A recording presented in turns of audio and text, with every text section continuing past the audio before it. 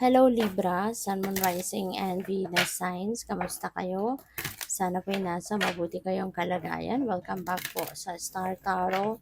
At kung bago kayo rito, welcome din po kayo. Please subscribe, like, share my videos, and leave me a comment kung naka-resonate kayo. So Libra, first card po ninyo, Resting Tree, Patience and Stillness.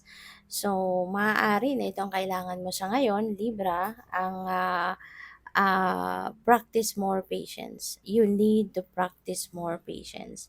Maaari kasi na baka ang nakakapagpa-stress din sa'yo is because nabuburyo ka na, nagmamadali ka, 'di ba? You are rushing things, pero maaari na kung ano man itong minamadali mo, eh siguro hindi nangyayari, no? Hindi pa tama sa panahon, kaya hindi pa nangyayari. So you may need to practice more patience. Kasi hindi natin pwedeng, may mga bagay kasi na hindi natin kontrolado, hindi ba? Kaya hindi natin pwedeng puwersahin, hindi natin pwedeng madaliin. Kasi kahit ano man, ano, ang gawin natin pagpupush, pagpipilit, if it's not meant to happen yet, it won't happen at all.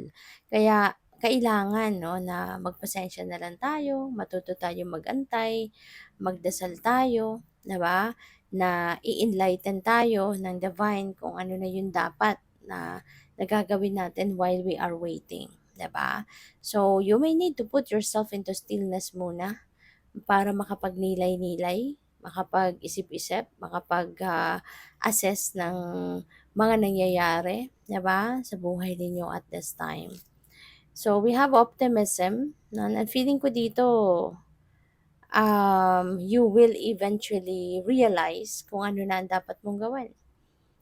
Kaya you are going to be very optimistic about it once na na-figure out mo kung ano yung kailangan mong pagtuunan ng pansin sa ngayon. Siguro, yung ano mo, yung excitement level will be high, 'di ba? Kaya magiging optimistic and enthusiastic ka, no, to work on it.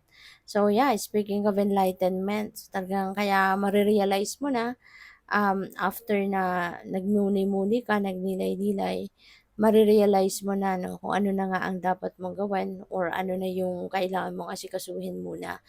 You're definitely going to be illuminated and enlightened, no?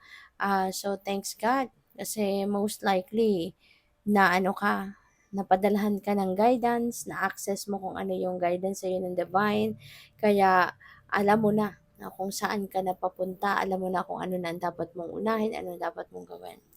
And speaking of celebration as well, baka meron kang mga pupuwedeng meron kang mga accomplishments, maaring meron kang mga achievements sa ngayon that you need to celebrate, Pupuwedeng yun yung mga ise-celebrate ninyo sa ngayon or pupuwede rin na baka meron kayong mga a-attend ng kasalan, kung hindi man ikaw ay kakasal baka may a-attend din kasalan, engagement party, mga gano'n, anniversary, birthdays, 'no?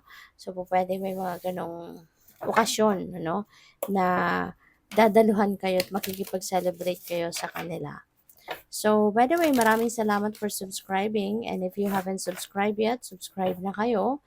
And also, maraming salamat din for not skipping the ads. Malaking bagay yan sa akin. And also, please click the join button sa baba ng video kung gusto niyo na mag-join kayo sa membership. Okay? Salamat po. So, we have work through your feelings. Okay? You need to work through your feelings. Kasi kung hindi, 'di ba? How would you be able also to ano, figure out, 'di ba, kung ano na nga ba yung dapat na asikasuhin mo. Ano na nga ba ang dapat mong pagfokusan sa ngayon?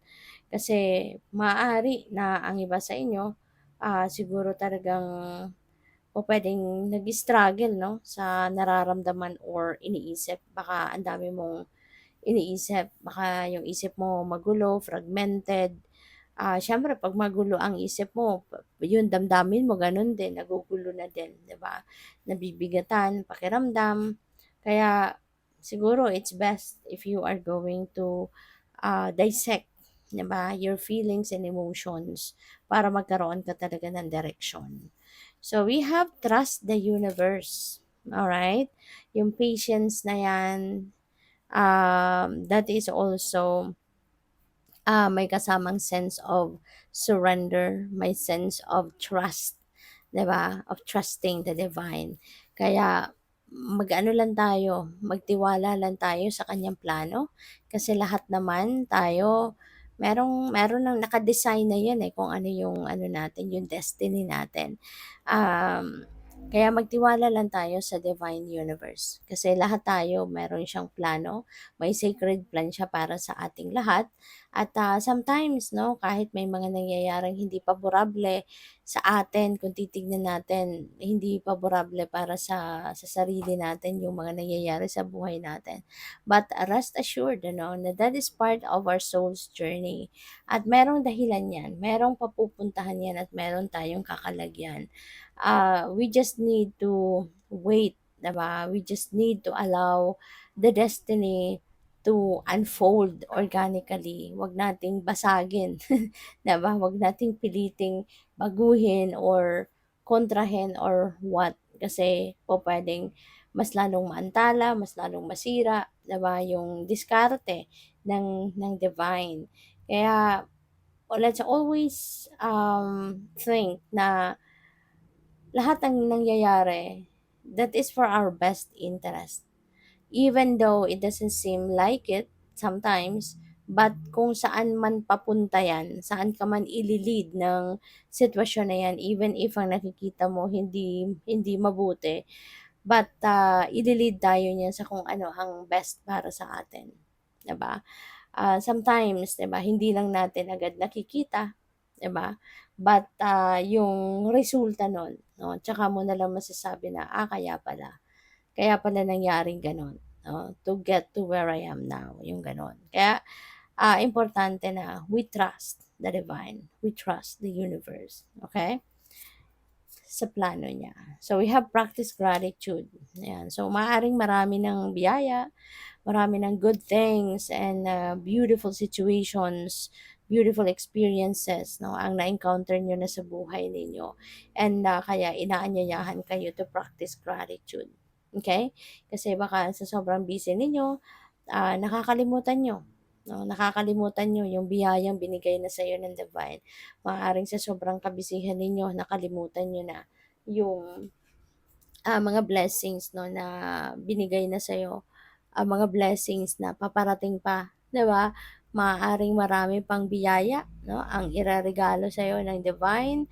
Kaya ngayon pa lang, 'di ba, matuto na kayong magpasalamat, matuto na kayong ah, maging appreciative, no, sa kung ano man yung mga ibibigay pa niya sa iyo. Alright?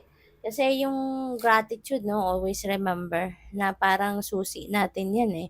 Yung pagpapasalamat, parang susi natin yan for more for more floodgates of abundance of beautiful things, of good things na paparating. Kaya good luck sa iyo. Thank you for watching. Love and light. Namaste.